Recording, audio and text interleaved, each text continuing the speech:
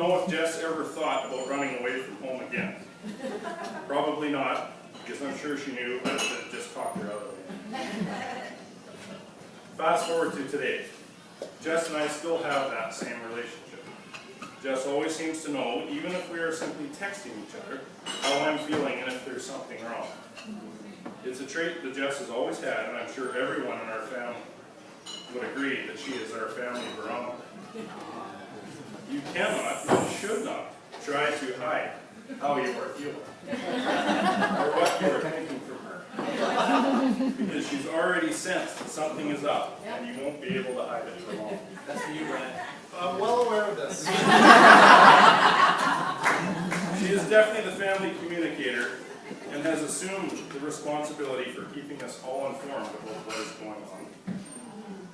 I have always felt cared for and loved by Jess.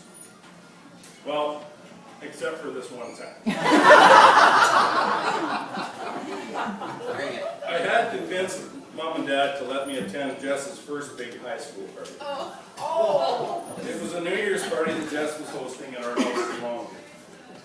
At the time, I was her nerdy little brother who was always in the way, and she was this cool high school girl that obviously had no time for that nerdy little brother. I thought it would be cool to try a beer. Bad idea. 5 or 6 beers later and a few shots of tequila, I was throwing up on the couch. Obviously, this did not go over well, and Jess proceeded to literally throw me down the stairs and out onto the front lawn where she began to give me some sort of lecture about what an idiot I was and how much trouble I was going to be in when she told Mom and Dad. With her can of pledge. Now, as fate would have it, I ended up having a party a few years later. We had moved to where Dad and Allie live now, and we had a perfect party spot near the back of our property. It was in the trees, and you had to drive across the field to get to it. Jess had just returned from her first year at university and decided she would crash my party with some of her friends.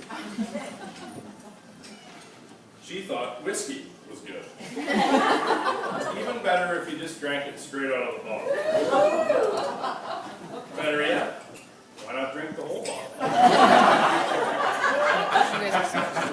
Her friends asked me if I could help her get her in the truck and take her back to the house. Being the loving brother that I am, I was happy to help. But I decided I didn't want her in the front of the truck in case she had to throw up. So the back of the truck was the best place for her. I could sense how close I was to exacting my revenge. I closed the tailgate so she couldn't fall. And then I drove as fast as I possibly could.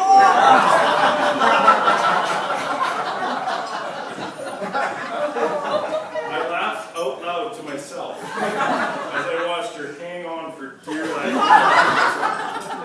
She was trying so desperately to hang on and not throw up. She was unable to do either.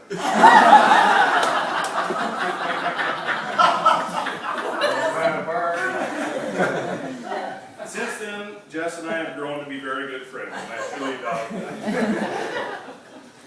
We've had many great times together, whether it was on family trips to Paisley, Ragged, Chilliwack Lake, New Zealand, Cuba, Hawaii, Ireland, Sri Lanka, my visits to New York, cat skiing at Chatter Creek,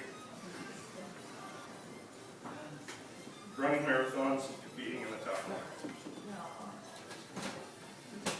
Now, a lot of those experiences were made possible by our parents. And we are lucky to have the parents that we have. And to be part of such a wonderful family. A family that has given us encouragement, love, and support.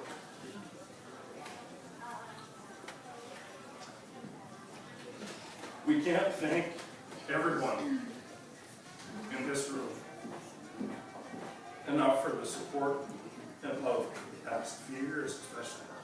Yeah. We're truly grateful for this, and we'll never be able to fully express how much it means to us both. We love you, Robbie.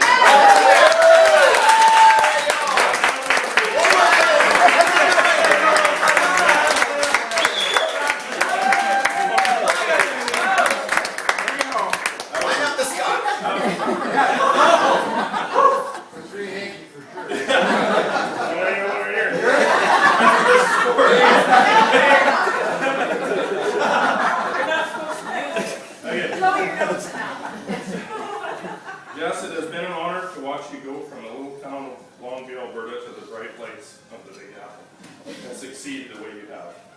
I'm so proud of you and everything you have accomplished. It is so nice to have you here in Vancouver, close to family and friends.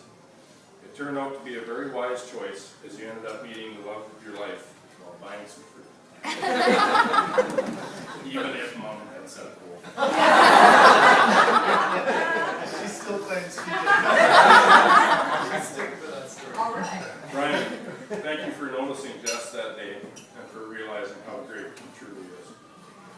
Thank you also for the way you treat Jess and for learning as quickly as you did how to handle her the way you did. We all know that this is not always an easy thing.